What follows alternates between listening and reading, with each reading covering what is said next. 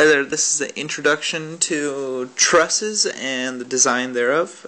And what I wanted to focus on is maybe just giving you a little bit background on trusses and where they're used. So first off, where are trusses used? Trusses can be found in, I would say, bridges, where else? Buildings. I know that you'll see these pretty much anywhere, like in a theater, like in a theater. Sometimes you'll see them in just various places. But there's key characteristics that trusses retain. It's not just a simple frame. It's actually a truss frame is different, and let me just describe why that's so.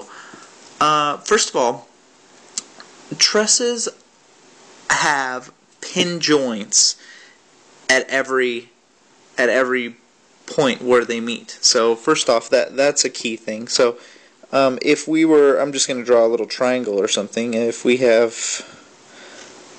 this truss right here, well, let's just draw a joint. You have this joint right here.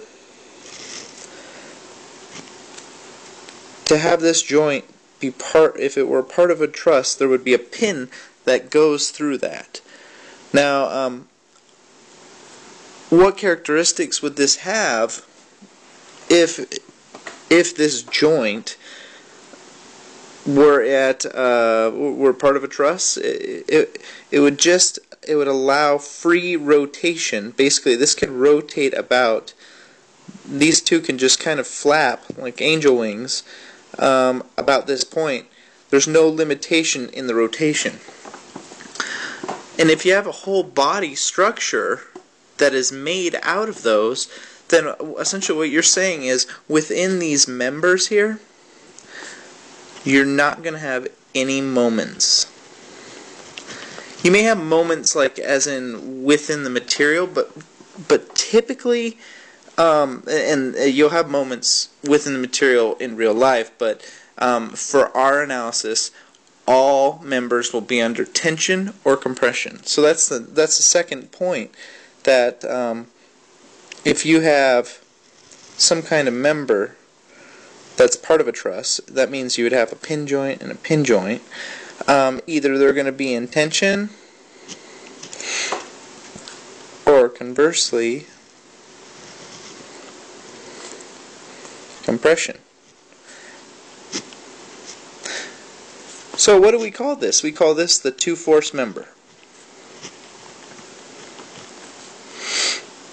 And the reason we call it a two-force member is because, essentially there's only two forces on it, and it's going to be equal and opposite. They're always equal and opposite. Notice how these two are pulling apart, and these two right here are pushing toward each other. So what would we call the top one? We would call that one, we would call this one tension, and call this one compression. And it's good to know just so that you get an intuitive feel for it. So and just to kind of get the point across, let's just draw a quick little drawing of a truss structure. I'm going to say, let's say we have some kind of square block here, square block, and then there's a connecting block across the way like this. And sorry, I'm just making this up as I go. Like this. And then behind all these, let's say you have something that comes down like that. Something comes down like that. So basically what this ends up being is there's a pin right here where all 1, 2, 3, 4 of these members kind of connect at. Then you have pins at each of these joints. So essentially wherever more than one joint, where two or more joints or members meet, you're going to have what I would just call a pin joint. And you know, I can shade these in to be to just kind of give you a little distinction.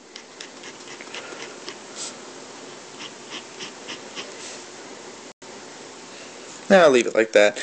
Now, a version of this that you may be thinking, oh, like, I've seen something similar to this, like, in my wall, or those are most likely frames, and they can withstand moment within the members. And that will typically look like something along the lines of this. So down, little corner-like piece, to just a box, to what I'm just going to call maybe a point. I think we could do something like this, like that. Then you have another box, and then some weird shaped thing. The detail is not that important. Just know that these are, I don't know, maybe plates or something like that. Just to give you the idea that rotation is not allowed at any of the points if only two are meeting. So yeah, you have these connecting, you have these connecting, you have these connecting. Pretend like everything's straight, but realize that you know, this isn't a pin joint, so it basically no rotation. No one member could rotate about this point. It is fixed to this corner, so moment does occur at these points. Whereas if you were to take all of these other members and just leave this right one, it could rotate around one of the pins. It could rotate around, say, this top pin right here. It could rotate.